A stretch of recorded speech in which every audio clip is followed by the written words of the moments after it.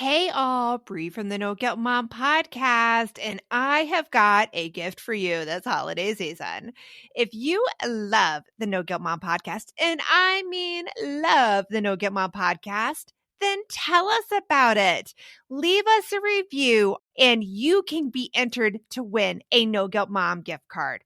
All you have to do is leave a review, take a screenshot, and then simply go to noguiltmom.com/review to enter our giveaway for a free No Guilt Mom gift card, simply for telling us what you think about the podcast. It is amazing. But don't delay. Get right on this, as we're going to be giving away that No Guilt Mom gift card on December 21st. So get right on over and visit noguiltmom.com/review. Welcome to the No Guilt Mom podcast. I am your host, Joanne Crone, joined here by my fabulous co-host, Bree Tucker. Well, hello, everybody. How are you? I have to get some more adjectives. I don't know. My adjective game is off. Hey, my energy game is off. We just had lunch, and I'm like in that post-lunch coma. If you're listening to this in the morning, maybe you can identify with knowing what the post-lunch coma is, but not experiencing it yet. Good point. We're like, point taken. Yes. Yeah.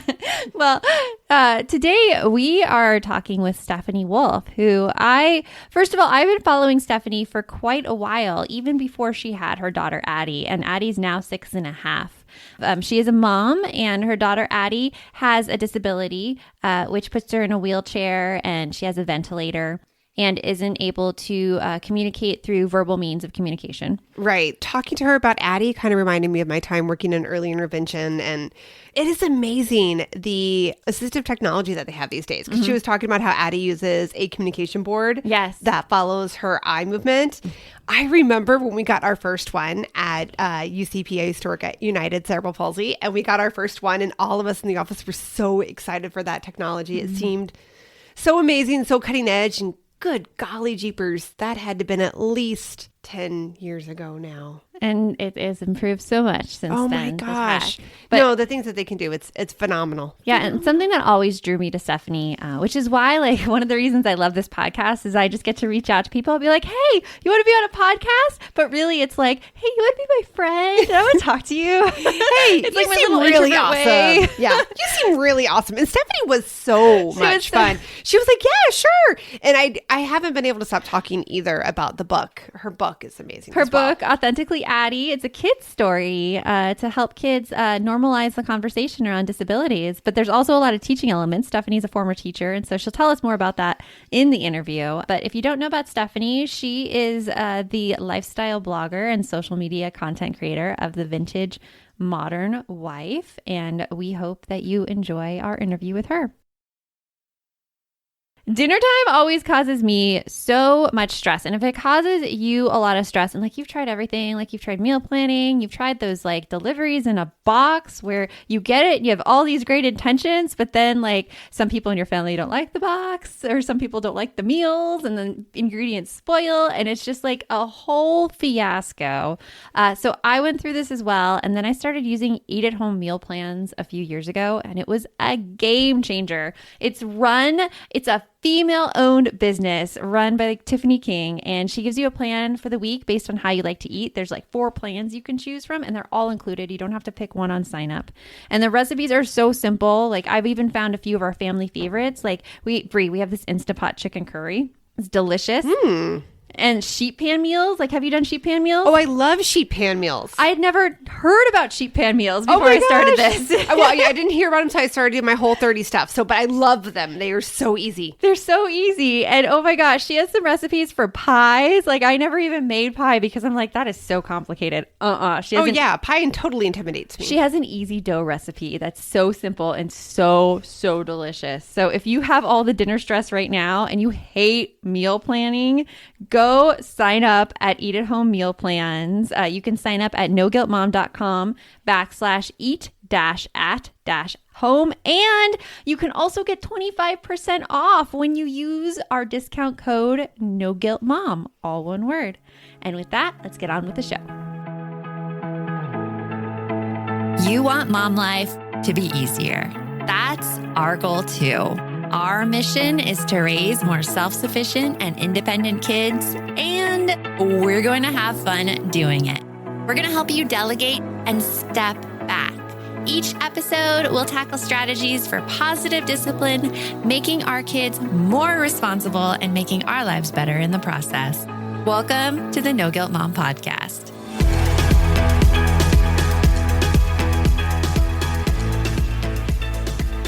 Hi, Stephanie. Welcome to the No Guilt Mom Podcast. We're so happy to have you here. Thank you so much for having me. I'm excited. As I was talking to you before we started recording, I've been following you and your story for years. So it's a little bit of a fangirl moment seeing you and being able to talk to you through the screen. So, well, thank you.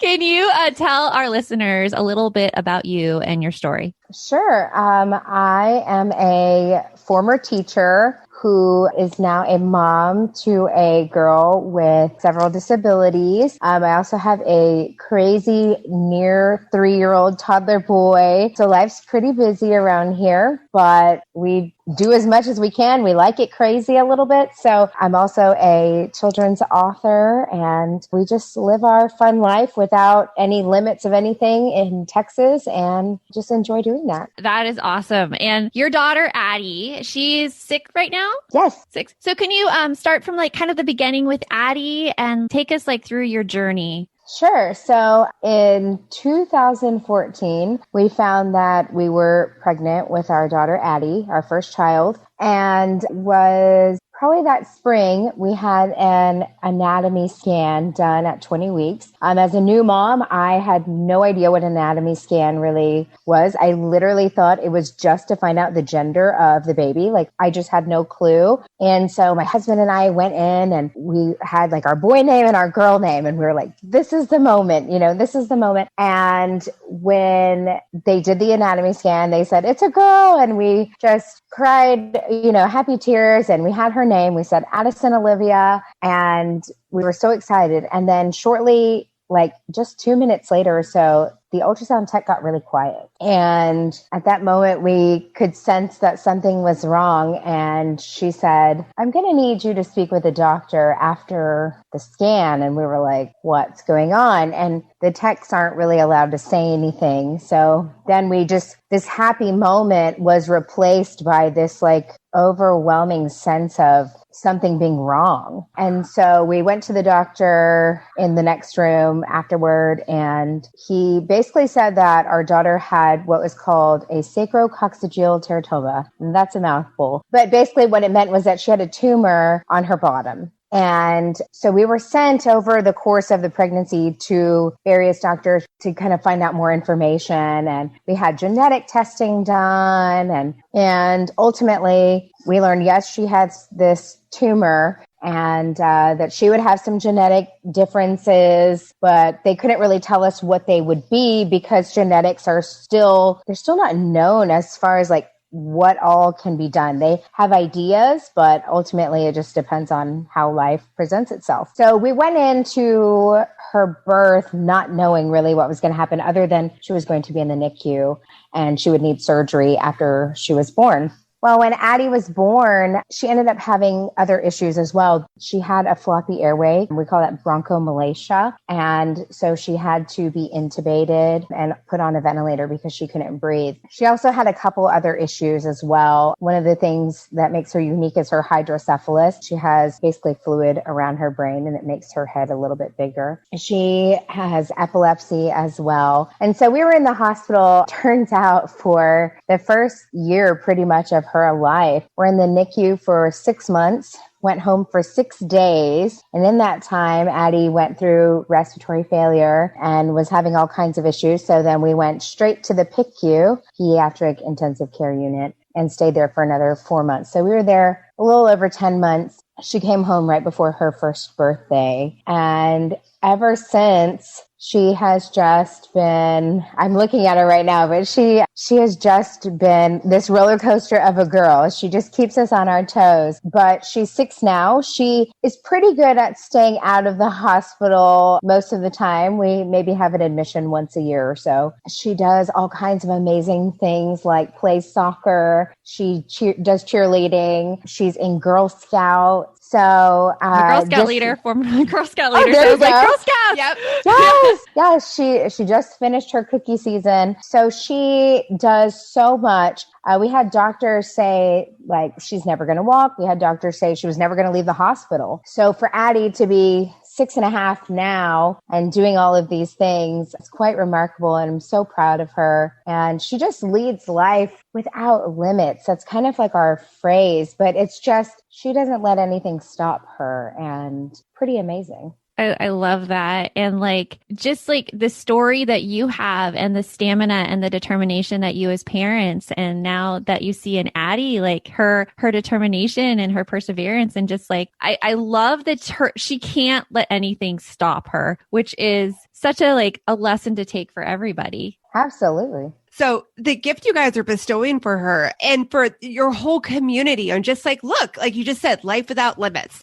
There are challenges that we all face in our lives, but it's all about how we handle them and what we can do going forward. It doesn't mean that you can make her disabilities go away, but you can certainly find ways for her to live the fullest life possible with all the opportunities that are available. Absolutely. I think there's this mentality when you have a kid with disabilities that's like, oh, woe is me, or, oh, you poor things, or that kind of mentality. And honestly, being home and sulking about it gets you nowhere in life. And so our goal as a family is to really try and put a more positive spin on what God has given us, because is it challenging? Yes. But is she like the biggest blessing in our lives? Absolutely. And honestly, she's changed me and my husband Matthew's lives for the better in so many ways. We are such different people than we were before we had her, and in a good way. You know, she's just taught us so much. And so I can't be upset about that whatsoever. And then to see the impact that Addie is having on so many other people as well, that to me is just truly incredible. And so I don't want to say that we have a rose-colored glasses filter on our lives. We certainly don't. We know the magnitude, we know the realities that we're living in, but as best as we can, we really try to have a positive attitude about everything, because being disabled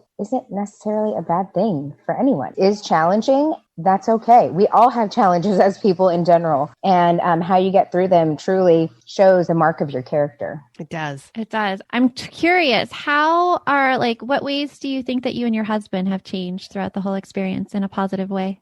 This message is sponsored by Greenlight. It is so hard to raise kids who know how to manage money. Bree, right now, my kids are all about earning money for presents. My daughter wants to get presents for all of her friends, and my son is doing a Secret Santa with his friends. Oh, I hear you. And if you're looking to raise kids that are financially responsible, we have got a lifesaver recommendation for you that you need to check out. It is Greenlight. Greenlight is a debit card and money app made for families that gives kids and teens an easy and fun way to gain financial literacy, all while giving parents peace of mind. You can send instant money transfers, automate allowance, and even keep an eye on kids' spending with real-time notifications. Meanwhile, your kids can begin their journey towards financial autonomy by learning how to save, invest, and spend wisely. So sign up for Greenlight today and get your first month free when you go to greenlight.com/NGM. That's greenlight.com/NGM to try Greenlight for free. Greenlight.com/NGM.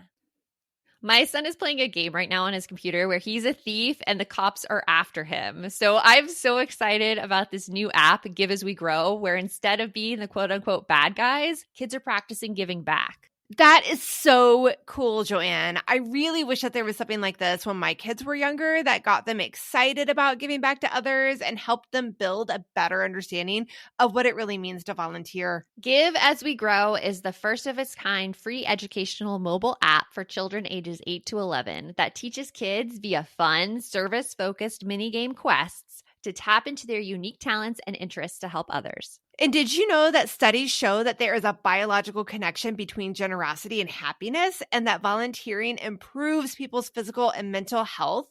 I mean, kids who volunteer typically do better in school and are less likely to engage in risky behaviors. And that is something that I think we all want for our kids. Ready to spark a new movement in generosity? Find and download Give As We Grow for free in the App Store for Android and iOS. And for resources for the whole family, visit giveaswegrow.org.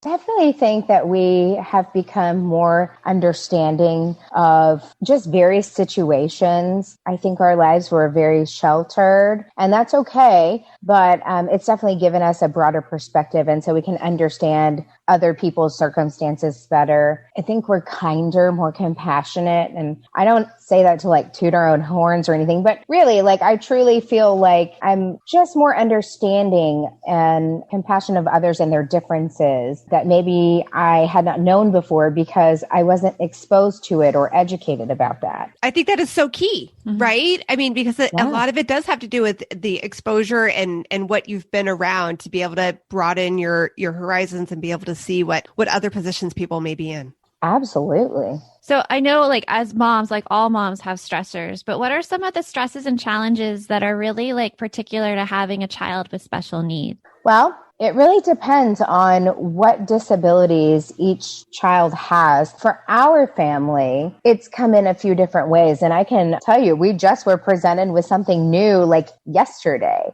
As of yesterday, my husband went to work in his office for the very first time. He's been at home he's worked from home for like the past 5 years. And he just got a new job in the fall. And as soon as he started, they said, well, you're going to work from home because we're in a pandemic. And when that happened, we said, oh, we have all this time. And then they suddenly said on Friday, just kidding, we're ready for you to come back to the office. And that presented a whole thing for me because now I have to think of anytime I need to go somewhere, I can't just leave Addie with him. I have to take her with me. And when you have a wheelchair, when you have a ventilator, when you have a suction machine, when you have a toddler to, everybody to get in the car, it's a lot. It's a lot. And so figuring out logistics. Another thing we found is the amount of people that do not have accessible vehicles for their children with wheelchairs. That to me, I have found has been a huge problem. And it was a problem for us that we recently faced. And thankfully now we do have an accessible vehicle, but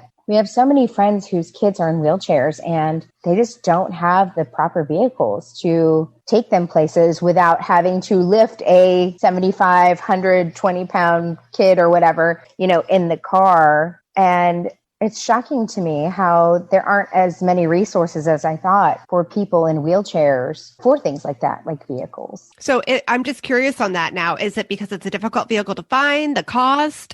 What's going on with that? Yes, so they're really expensive. A brand new wheelchair accessible vehicle can run you about $75,000. Oh my goodness. Yes, because they are modified. And so many people find them used, which is great. But then do these families even have that kind of money? Because many expenses are medical expenses and things like that. And so you'll find that a lot of families that have someone with a disability maybe don't have as big of a savings as they need or have savings at all, to be honest. And so that, definitely poses a problem. Yeah, I could see. I've never even considered that myself because I think not having to deal with the situation day by day, you think that people get the help they need and they don't get the help they need. Right. And there are grants available and things like that, but especially living in the times that we're in right now, many grants have been suspended or postponed because of all of this. So it makes it harder for those families that are in need as well. Right. So you wrote a book, a children's book. Can you tell us a little bit about that? Yes. So I wrote a book. Yes, it is called Authentically Addie. And it is just a little piece of my heart. It's based off of Addie, my daughter, and it is a fun children's book that helps families and teachers and anyone else who wants it just to start having conversations about normalizing disabilities. So the premise is that my daughter Addie goes to a zoo that rehabs various animals with disabilities, and she and a zookeeper, Kiara, and our little friend Winky, who is Addie's sidekick. She's so fun. They go through the zoo and they meet different animals, and each animal has a different disability. And Addie and Kiara bring a tool to each animal that helps them. And so it's really great. We feature a wide variety of animals, and we feature a wide variety of disabilities. So you'll see things from vitiligo to having autism. You'll see, oh goodness, limb differences. You'll see heart surgery, cleft lips, all kinds of different things.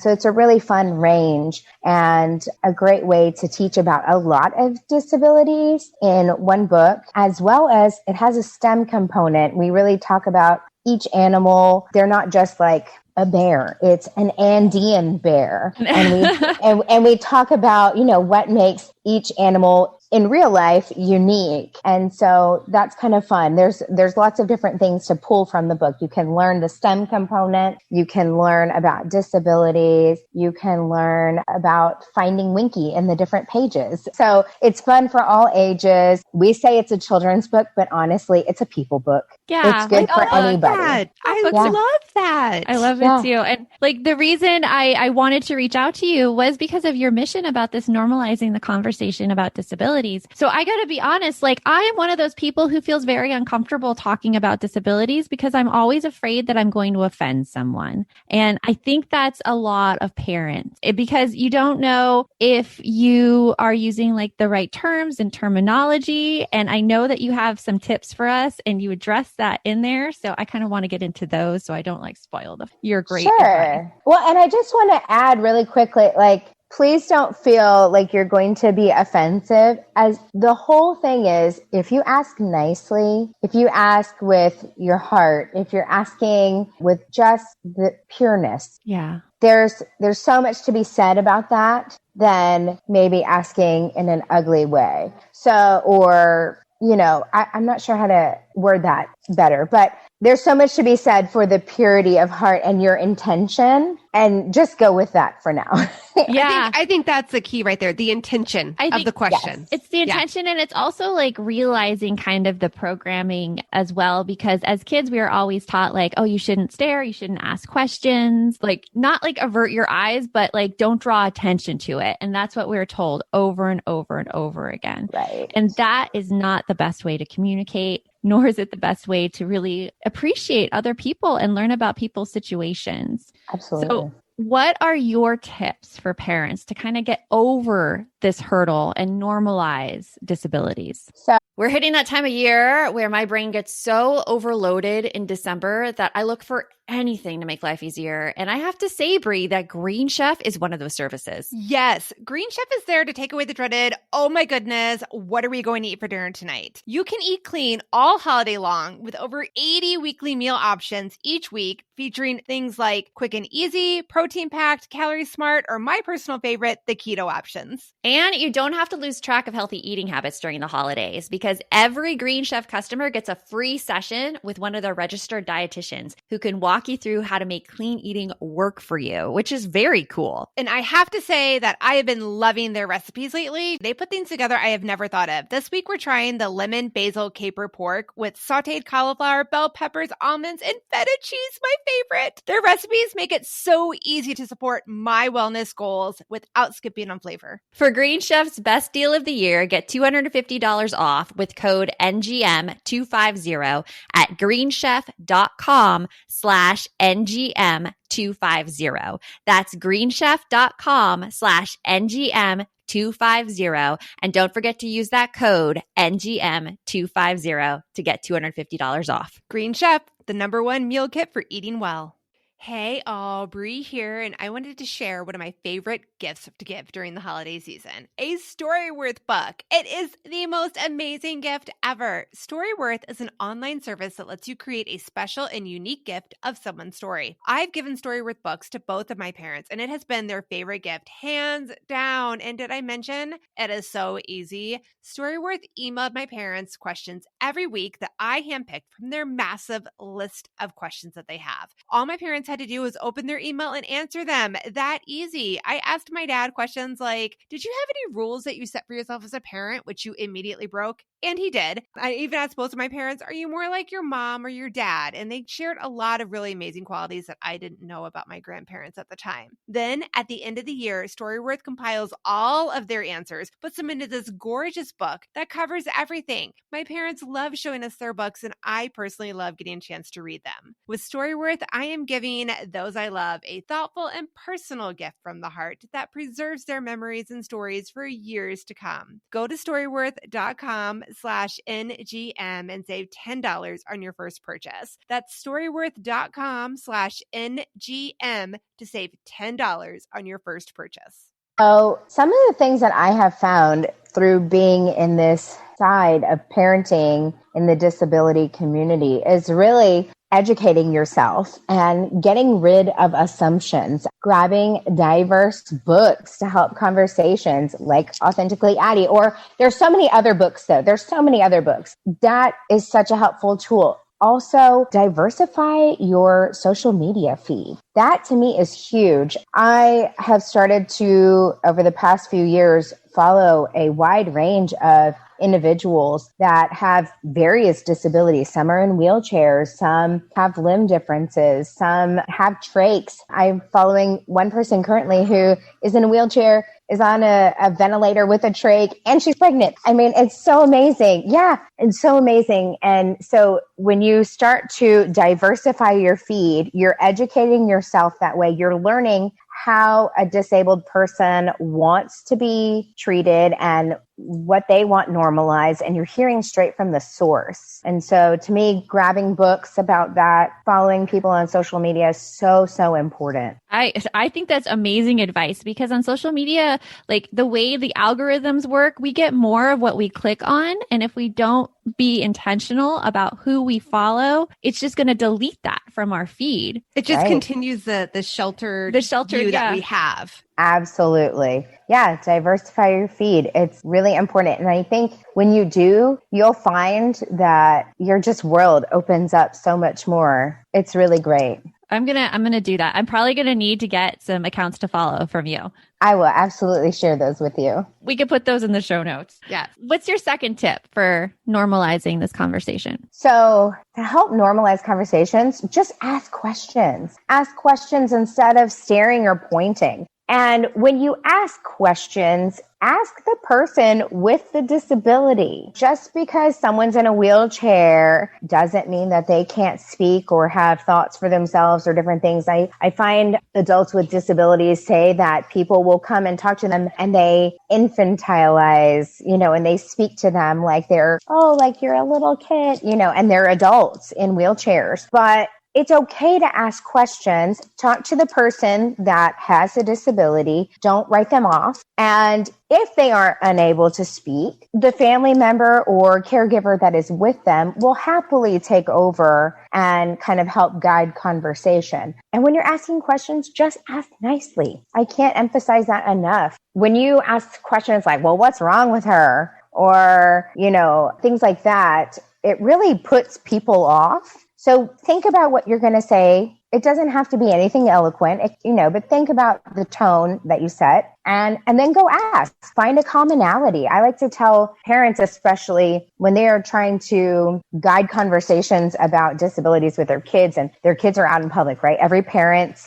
nightmare almost is like, oh my gosh, my kid's going to say something so rude or whatever. We get it. As parents, we understand that kids have no filter, right? They just don't. And that's okay because they're little. It's what your response is that is the game changer. So when you hush your child, when you tell them don't stare, when you do that, you're teaching them that this is bad. This is bad and they're different. and they're weird. But when you say, hey, that little girl has a hot pink wheelchair. Isn't that so cool? Wow, that's really bright and fun. Or, oh, look, she's got a JoJo Siwa bow on just like you do. That is neat. Let's go say hi. When you do things like that and you are making a commonality, you're taking the fear away, and then your kid can ask their question and it's okay. You know, it helps break the ice a little bit, I think, for everyone. And you just kind of can ask your question and go about your day nicely. As long as you're asking nicely, it goes so far. I think you said such an important thing there about breaking the ice, because you have these questions, but you know that it's kind of almost off-putting in a way just to come up and ask the question. But to find that commonality and to get excited about that, I think is a great first step that families can take. Absolutely. And I love it because honestly, if you think about it, as parents, we do that all the time. We do it all the time. Like when the kids are at the playground and you've got a kiddo that's not the kid that's going to run right out to everybody, you'll be like, hey, look at that kid. Looks like they're playing on the slide. You love the slide. Why don't you go on over there? So like, again, finding the commonality. They naturally look for that as it is. But everybody gets in their own heads way too much. Yeah. And then we just forget like common human behavior. Yes. And I think it's because, like you said earlier, you don't want to offend. And you do more offending by hushing or, you know, trying not to stare or things like that than you do than just being a person, right? And treating someone like they're just a person. They're just a person. They don't care about their disabilities. They don't want you to see their disabilities. They just want to have you see them as a person. And I know Addie feels that way and so many others. And that, I think, is the true mark. Like, just treat them like a person first, and don't even worry about the disability. Just be a kind human. That's excellent. And then your third tip, which I loved hearing this tip from you because I'm going to start using it. Yeah, teach your children. Everyone has differences, and the word disability isn't bad, right? We talked about this a little bit before, but the more that I follow people in the disabled community and the more that I learn from them, and I work so hard to learn, and I can learn more every single day, and we can all learn more every single day. But the word disability isn't bad. And it has become ableist of us without even realizing when we use words like special needs or differently abled. What you're telling people inadvertently is that the word disabled is bad. And it's not. It's not bad. My child is disabled. That's what she is. And that's okay. That is okay. And there's nothing wrong with being disabled. It's a part of her, and it's a part of everyone that's in that community. So to try and use other words without you realizing it, you're saying that that is a bad word. So I think if we teach our children about differences in everyone, and there are differences that you can see and there are differences that you can't see, that part of the conversation is a way to start and just get to where we need to be and having those discussions about disabilities and normalizing them. Because I think without those conversations, that's where we get into, like we were saying before, the staring, the pointing, you know, the different things and the stigma behind being disabled. So start now, start early, start as soon as you can. And if you're old and listening, then it's okay too. Like, it's okay to grow and change and learn. And that's how we grow as a person, and it's helpful for everyone. Yes, I totally agree. And I was one of those people who was shy about using the word disabilities, and I'm going to be changing my language too after this. Right. I think with me too, just going back from my background before, that wasn't a term that we were encouraged to use in the field. It was always differently abled or special needs. So and as soon as you say it that way, I can understand it's not a word to be scared of. It's a word that helps define and unite a community. So see it as a positive. Yes, I love that. Define and unite. Yes. So we asked this of everybody. What is your favorite hack to make kids self-sufficient? Oh, favorite hack to make kids self-sufficient. Honestly, giving them whatever tools they need in order to do so. And giving a variety of tools so that way they can figure out their favorite modalities. So for instance, Addie, people might see her and think, Addie can't do much. She doesn't have good control of her muscles. She is nonverbal. And so we tried initially sign language. Sign language for Addie did not work very well because she doesn't have the dexterity to do so. She could do simple things like when she was a baby, she'd say eat. But as she got older, it was harder. And so then we did visuals with cue cards and, letting her make choices. Do you like this or this? And we noticed that she was able to make choices, using her eyes. And so we helped with that modality. And then we decided to get her an eye gaze device. And it's a computer screen that is basically a touch screen, but it also has cool sensors on the bottom that catch the pupils of her eyes. And she can look at different things on the monitor and pick and choose what she wants to say. And it reads it out loud. That's amazing. Yeah. Technology is incredible. Yeah. But, giving your kids different modalities is really you can find that they're a different kind of learner, whether they are disabled or not. Same with kids. Some kids learn better with reading, some are better with writing, some are better with speaking aloud. But when you give your child different modalities, I think that's where you find the independence comes in and more confidence to do what they want. 100% emphatically, yes. Yes. Awesome. Yes. I love Yes. it. Love it. Well, Stephanie, it has been wonderful talking to you, so informative and so many things that now I'm going to change in my behavior actually towards my kids and discussing disabilities. So thank you, thank you, thank you. Thank you so much. It's been great. I enjoyed talking with Stephanie, and I feel like I learned so much from her because also on this podcast, I sometimes have trouble with vocabulary and vocabulary I should use and words that would offend people. I'm very conscious of that, and I sometimes get really scared and in my head about that as well. I would say that's not you. That's society these days. There's so many things going on, and many of us are trying to be much more thoughtful, much more aware, much more concerned about what our words and our actions do. So I agree with that. And that was one big thing about Stephanie. Again, from my background, you weren't supposed to say disability, differently abled, special needs. It's just a different vocabulary that I was used to using for sure.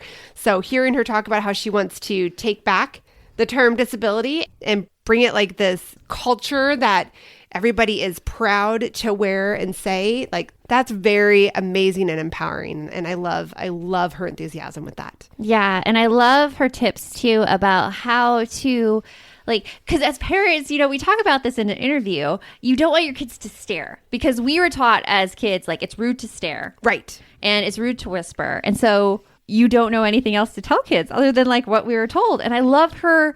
I mean, it's common sense, but we so don't think of it. Just go up to someone and mention something that you have in common. I like your shirt, or it's really cool you have a pink wheelchair. Right. Because those are things that we teach our kids anyways. Yes. Again, we talked about it in the podcast. I feel like when my kids were on the playground and they were little, that's how I taught them to speak to other kids. Hey, you see that kid over there? You keep staring at him. You want to go play? Tell him they're playing tag, ask them if you can play tag.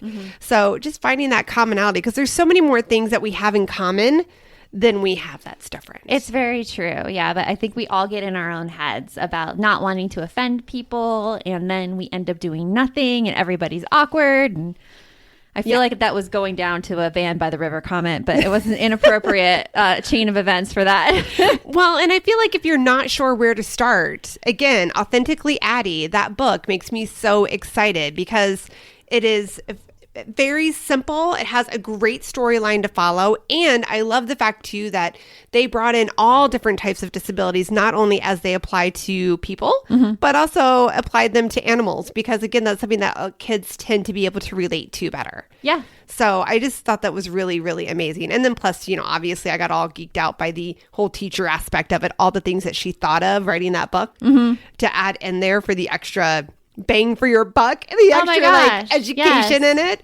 counting, looking for Addie's secret sidekick on every page. Because when you're a teacher and you have to make lesson plans that are reviewed by administrators, you always have to make sure that your choices are aligned with the standards, which is like what the state says the kids should be learning. So just the fact she puts somebody in there and makes it really easy to use in the classroom in any lesson about, like, if you want to talk about the science aspect with the different animals or like the counting, like it's very, very easy to integrate. So I think that was ingenious. Yes. Brilliant, Stephanie. Brilliant. Stephanie. Well, we hope you enjoyed our interview with Stephanie. Make sure to go get her book, Authentically Addie. And until next time, remember, the best mom's a happy mom. Take care of you. We'll see you later. Thanks so much for stopping by.